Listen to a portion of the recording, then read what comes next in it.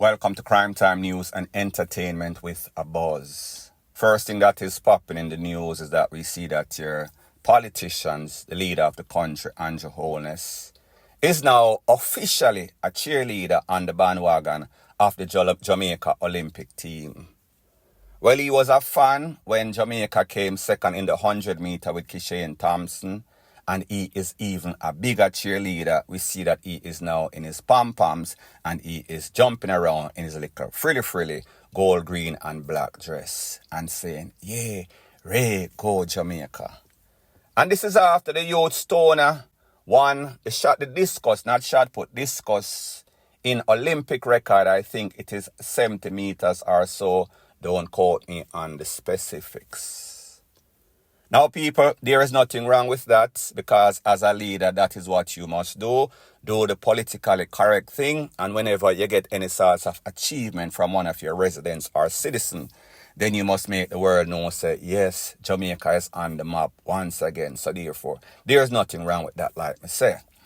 However, what I have a problem with is the fact that in most of the teams in Jamaica, whether soccer, whether it is track and field, there's no real support for the country, for what the country is doing for Jamaica in instance of promoting Jamaica. Because when we check the amount of money that the tourist board spends promoting Jamaica in the hundreds of millions of US dollars annually, they are not getting the results as they are getting when Jamaican athletes go on the stage, as in the biggest stage, which is the Olympics. So therefore, if them were not penny wise and pound foolish, they would have known that you need to invest in these athletes. They would have known that the kickback, when they reap what they were going to sow, was going to be a million folds. But like me say, they don't like to invest in the foundation. They like to reap the rewards because they are greedy, because they are penny-wise and pound-foolish. So when we see our Prime Minister and other politicians now jumping up and down as if they are some set of proud fathers and proud mothers, no, they are more like stepfather and stepmother of the ABUSIVE type, because they don't encourage, they don't invest. However, whenever that child, being Jamaican athlete, are doing well, them are going to jump up and down like them are some proud mothers and fathers. However, people, that is their MO. That is what they do. A leopard never changes its spot, and it is obvious for the world and specifically Jamaicans to see. Point blank and period. So the next thing that is popping in the news is that we see that 5 men were held in Havendale, which would be like a middle-class community, including Colombian, including Jamaican deportee, and the rest of Jamaicans. It is said that this is probably one of the biggest seizures, sting, or whatever you want to call it, as it pertains to cocoa. About 5,000 keys and an estimated 76 to 75 million US dollars. Now, people, wherever in the world you go, in Europe, in America, in UK, that is a whole bunch of cocoa and a whole bunch of cash. So therefore, you know that we are speaking about cartel type of setting, meaning Pablo Escobar and them. So when we hear this, we know that this is no sort of petty operation. We know that Jamaica, if we did not know before, is officially the hub of transporting cocoa from the Caribbean, from Central America to America to Europe, everywhere. And that is because of its geographical location, and that is because the borders are porous, full of holes like them girl in a back road. Any and everybody can enter. It is like sieve. Once the money is right, purses are willing to turn a blind eye once they are getting properly compensated. Such is the case in Jamaica's case. Now, people, when you hear the type of persons that were arrested, Colombian, we know that they are the epicenter of the cocoa in the world. A deportee, Jamaicans, all of these persons mostly have a lot of criminal intention. And when we think about the fact that a deportee, that means more than likely he was in some country, he did some sorts of wrong. Probabilities are some sorts of cocoa charge. Probabilities are he went to one of those fine penal university, meaning the prison in which a lot of people that are big time hustlers, smugglers, traffickers unite and link up and come in one accord and make some sorts of plan that when they come to Jamaica or go to their country, gets deported from the United States, UK or Canada, they are going to link up and everything that they've learned, all of the links that they've put together, they are going to make it work in whichever place. And Jamaica is the ideal place, the epicenter of corruption in the world. So more than likely, they plan it, or more than likely that deportee probably got deported, went back to the United States because, them have the illegal visa, them through the Bahamas, end up in Florida, and then wherever else. I am not here to talk about that today. So me just say, when we look upon how Jamaica is, customs, no enforcement, customs, licky, police, licky, border patrol, licky, government, licky. We should not be surprised, or we would be surprised if there's no sorts of government official that is included in this deal. But people, it seems as if Mocha kind of fling some sorts of monkey wrench in the program and everything get mashed up. It seems as if the shift change, our purses were not properly compensated and them talk. Or more than likely, this is buck up. Well, Mocha probably had some sorts of information intelligence that led them to that house. Now I know that when most persons here say them hold people, 5 people, for in excess of 5,000 kilo of cocoa, you're going to say these people will never see the daylight again for the rest of their natural life, them gone forever. Because Jamaica is serious on crime, and guns and drugs are the worstest crime. Both of them kind of intertwined. But people, I am going to give you a recent example. A couple of weeks ago, I spoke about a story in which 3 individuals were held with about 460-something kilo of cocoa. That is about 1,000 pounds of cocoa. They went to trial. Well, they plea bargained, sorry. When they went for sentence, each individual was given 6 months or $1.5 million for possession, 6 months or $2 million for trafficking, 6 months or $2 million for importation of the white stuff. So therefore, each person had to pay $5.5 million or 6 months, which ran concurrent. That means that the most time them could undo if them not pay the $5.5 million. So therefore, when we do the maths, 3 persons, $16.5 million are 6 months each maximum. So you're saying to yourself, for a country that claims that it is serious on crime, this is no sort of deterrent. This is more telling people, say, when you do the risk analysis, the amount of money that you can make if you are hustling or smuggling or importing versus the time that you will get, it more than likely is worth it. So I say this to say that this is not the first time. As a matter of fact, back in about 1990, 1980 something or so, there was a ship that was caught with in excess of 4,000 kilo upon the ship. When that case went to court, every single drop, not even 1 grain of cocoa was left. Needless to say, that case was thrown out. No case submission, no evidence. The poor them that are supposed to be safekeeping it, them thief out every damn thing. So therefore, when you look at this case and them tell we say, listen, a 5,000 lakh, 5,000 bird, we can best believe, even if you have the best accounting firm, the best count from Sesame Street, account these cocoa, every day that you go back in the safekeeping place, it is going to be gone, it is going to be missing. So even if this case sees the light of day or sees day in courts, more than likely this case is going to be thrown out on some sorts of technicality, because these people, meaning the popo, are having a field day as we speak. These people are going to be buying a whole bunch of mansion, a whole bunch of European vehicle of the expensive type.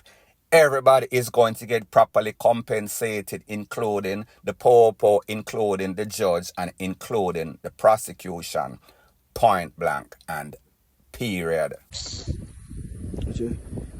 1, 2, 3, 4, 5, 6, 7, 8, 9, 10, 11 bomb shot fire through this, you know? Buckler, I pick up everything in the dog. Buckler, you. Judging.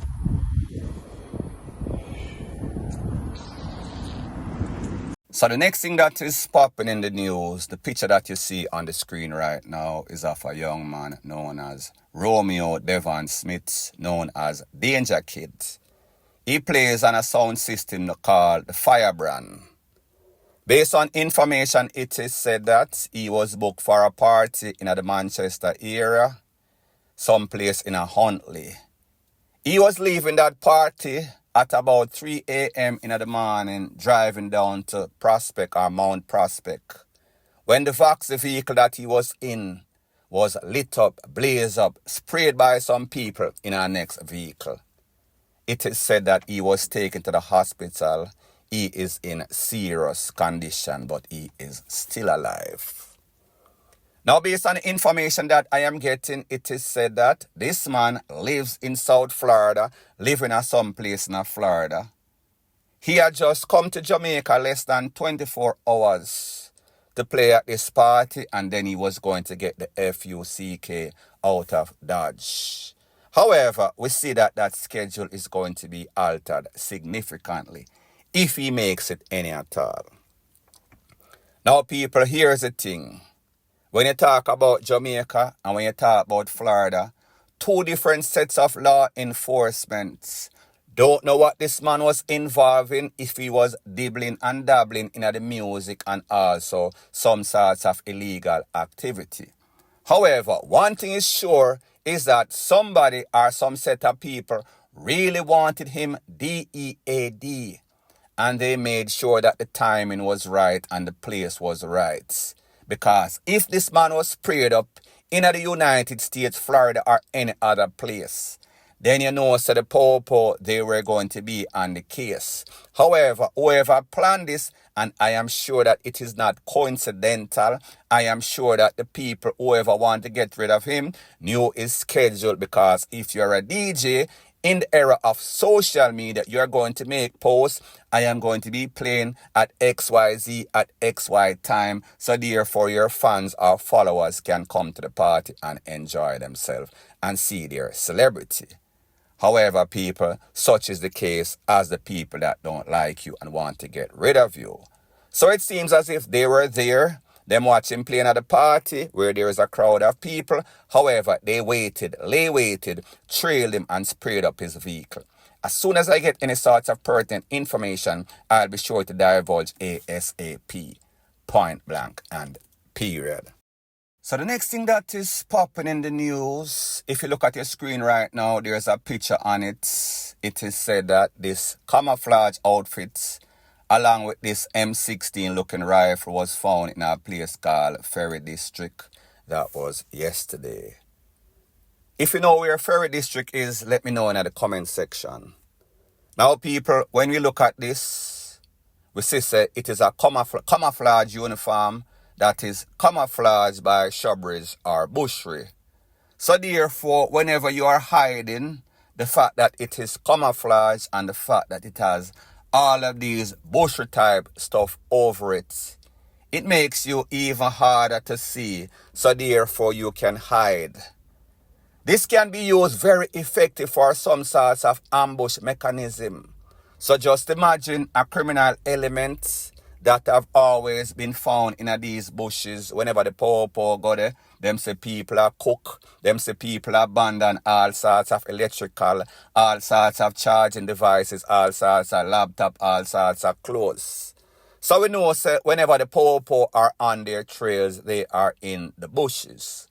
This type of uniform or outfit is going to make it even harder for them to be spotted out and even easier for them to creep up on the POPO, the JDF, JCF, Jamaica Defense Force, Jamaica Constabulary Force whenever they're on any sorts of operation. Shock and awe them, have some sorts of advantageous situation. The good thing is that the JCF, the JDF, relevant authority are now fully aware that this is a new innovation that these criminals are using. So therefore they are now forewarned. Don't be caught slipping. Expect the unexpected is the moral of the story. Point blank and period. So the next thing that is popping in the news is that we see that one of the dons from Fairy Hill, which is in Portland, his life did not end up in a fairy tale, it ended up in a nightmare. It is said that this man known as Spraga in the street was at his house, working on the house, decking the house, probably putting up a next story or level upon the house. Levels to this thing. You know that the proceeds of crime bring forth money, so therefore you have to make the people them see how successful you are. But like them say, the higher that the monkey climbs is the more that he is exposed. And this man was caught with his pants down. Based on the information, it is said that some people creep up on him, blaze him up, run him down, GUN him down. At the end of the day, he was pretty much DEAD on the spot, pronounced in the hospital. Now here's the thing. This is not the first or the second time that these people, maybe the same people I am assuming, made attempts at taking away this man's life. As a matter of fact, the recent case was last year. It is said that he was conned up about 5 times. However, that case was going to courts. He gave a statement exactly after he got conned up as to who might have conned him up. However, when he went to court, he decided that he was going to change his statement. He was going to lie and claim that he did not know who conned him up initially. Well, people, needless to say, that case was thrown out. However, it seems as if he said to himself, you know, say, me are the Don. You know, say, if me go to court, go testify the people, I'm going to say, hold on a minute here, that Danya kind of shaky. So therefore, I am going to resolve my situation by myself, me and my crew. However, it seems as if the people that conned him up several times before last year and conned him up this time were even more serious. So therefore, he did not get a chance to react. So what it tells you, that these people wanted him DEADER than he wanted to get any sorts of reprisal. And people like them say, these people wanted him DEAD before, and the fact that he went to courts was going to testify and had a change of heart. They wanted to make sure them stop him hard. They were even more serious than him because them come back and act again before he reacted. And you know the reaction was DEATH, point blank and period.